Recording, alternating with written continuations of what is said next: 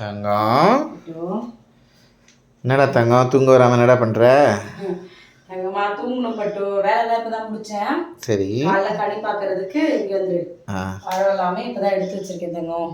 Super. வாழைப்பழம், மாம்பழம், பலாப்பழம், அப்புறம் கோல்டு, காசு, மாதுளம்பழம், கண்ணாடி. சூப்பர். வேறு தான் வைக்கணுமா தங்கம்? எலுமிச்சம்பழம் வைக்கணும்னு சொல்லுவாங்கன்னு நினைக்கிறேன்.